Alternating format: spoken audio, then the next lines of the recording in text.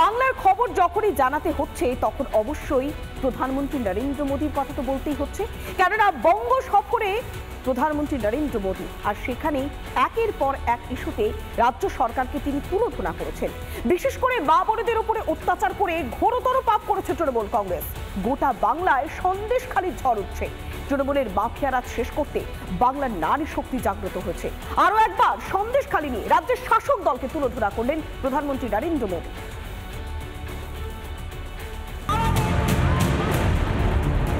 আরামবাগ ও কৃষ্ণনগরের পর ফের বারাসাতে মোদীর মুখে সন্দেশখালীর মহিলাদের কথা। শক্তিভূমি বাংলার মাটিতে তৃণমূল পাপ করেছে। নারী শক্তির এই অপমান শুধু সন্দেশখালীতে সীমিত থাকবে না, গোটা বাংলায় সন্দেশখালীর ঝড় উঠবে। সন্দেশখালীতে যা হয়েছে তাতে যে কারোর লজ্জায় মাথা হেট হয়ে যাবে, বারাসাতে বললেন মোদী। संदेशखाली में जो कुछ भी हुआ उससे किसी का भी सिर शर्म से झुक जाएगा। नारी शक्ति के आक्रोश का ये ज्वार संदेशखाली तक ही सीमित नहीं रहने वाला, संपूर्ण बांग्लाते संदेशखालीर जड़ उठबे। তৃণমূলকে অপমানের শিক্ষা দিতে নারী শক্তি পথে নেমেছে।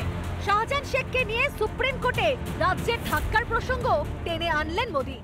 टीएमसी सरकार बंगाल की महिलाओं के गुनहगार को बचाने के लिए पूरी शक्ति लगा रही है, लेकिन पहले हाई कोर्ट और फिर सुप्रीम कोर्ट से भी राज्य सरकार को झटका लगा है। রাজ্যের মুখ্যমন্ত্রীকে বারবার পাশে থাকার আবেদন করেও পাশে পাননি সন্দেশখালী নির্যাতিতারা। এদিন মোদীর সঙ্গে দেখা করতে বারাসাতেই প্রধানমন্ত্রীর সভায় আসেন সন্দেশখালী নির্যাতিতারা। প্রধানমন্ত্রীও তাদেরকে নিরাশ করেননি।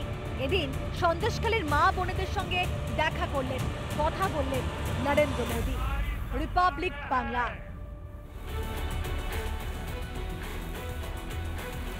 সত্যি নারী শক্তির যেন জাগরণ হয়েছে, গর্জে উঠেছে নারী শক্তি। তাই তো হাইকোর্ট থেকে সুপ্রিম কোর্ট একাধিকবার চক্কর কাটার পরেও হয়নি শেষ রক্ষা। ধোপে টিকল না রাজ্য সরকারের শাহজাহানকে বাঁচানোর যাবতীয় কৌশল। অবশেষে সিবিআই হেফাজতে যেতেই হলো সন্দেশখালী কাণ্ডের মাস্টার মাইন্ড শেখ শাহজাহানকে। কায়েম হলো আদালতের নির্দেশ, সমস্ত নথি সহ শেখ শাহজাহানকে কেন্দ্রীয় সংস্থার হাতে তুলে দিতে বাধ্য হলো রাজ্যের তদন্তকারী সংস্থা সিআইডি।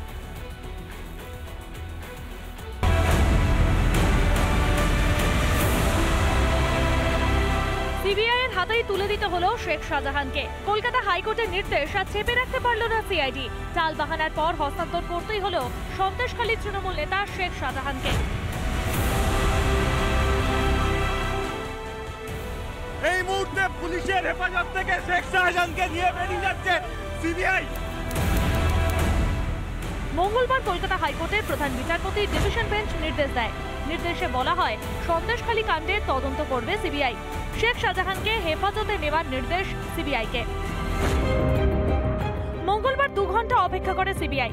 খালি হাতে ফিরতে হয় আধিকারিকদের। পাল্টা রাজ্য সুপ্রিম কোর্টে মামলা দায়ের করে। জরুরি ভিত্তিতে শুনানির আবেদন করে রাজ্য। শুনানির দিন নির্ধারণ করবেন প্রধান বিচারপতি, জানিয়ে দেয় শীর্ষ আদালত। পাল্টা হাইকোর্টের রায় অবমাননার মামলা করে ইডি। মানে বাংলার পুলিশ তারা এসে ধরবে, তাকে অ্যারেস্ট করে নিয়ে আসবে, আর তারপর স্পুন ফিডিং করে তাকে সিবিআই কে দিয়ে দেবে। কেন সিবিআই ইনভেস্টিগেশন দরকার, এই বিষয়টা নিয়ে আমরা প্রথম দিন থেকে বলছি। আজ অব্দি তৃণমূলের নেতা মন্ত্রীরা বলে যাচ্ছে যে সন্দেশখালী একটা পকেট ঘটনা, এইটাকে নিয়ে একটা বড় ঘটনা করার চেষ্টা করা হচ্ছে।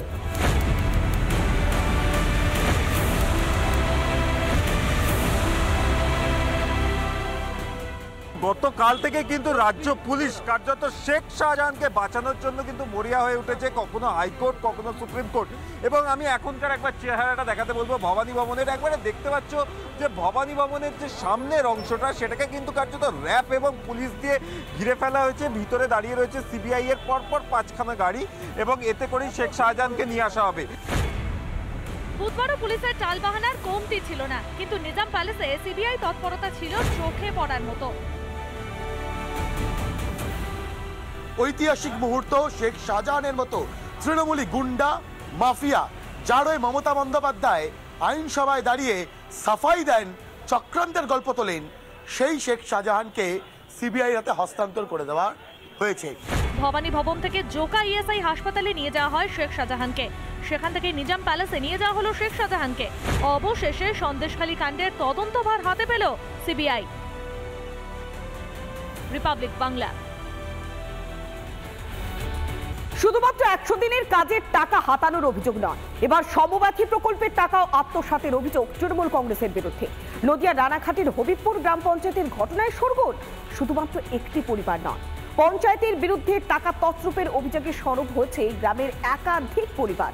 কয়েকজন আবেদনকারী 2000 টাকা পেলেও বেশিরভাগ আবেদনকারী টাকা পাননি বলে অভিযোগ করছেন তারা। বঞ্চিতরা ইতিমধ্যেই পঞ্চায়েতের কাছে অভিযোগ জানাতে গিয়েছে, আর ঠিক তখন তারা জানতে পারে তাদের সই নকল করে টাকা তুলেছে অন্য কেউ, এমনকি তার উল্লেখও রয়েছে সে রেজিস্ট্রারে।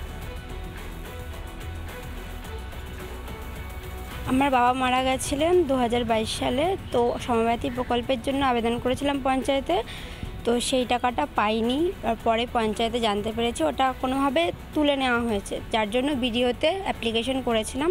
যারা যারা এরকম টাকা পাওয়ার কথা ছিল সবার টিপছাপ দিয়ে উঠে গেছে। এবার আমি মা দুজনেই সই করতে পারি, সুতরাং টিপছাপ দিয়ে তোলার কোনো প্রশ্ন নেই, কিন্তু ওনারা বলছেন টিপছাপ দিয়ে টাকা উঠে গেছে। আগের পঞ্চায়েত থাকাকালীন পরপর ডেট দিয়ে গেছে। গ্রাম পঞ্চায়েত সমব্যথীর টাকা বলেন, অন্য অন্য ফান্ডের টাকা বলেন, যে কোনো টাকা গ্রাম পঞ্চায়েতের প্রধানের কতটুকু দায়িত্ব এটা আগে আমাদের বুঝতে হবে।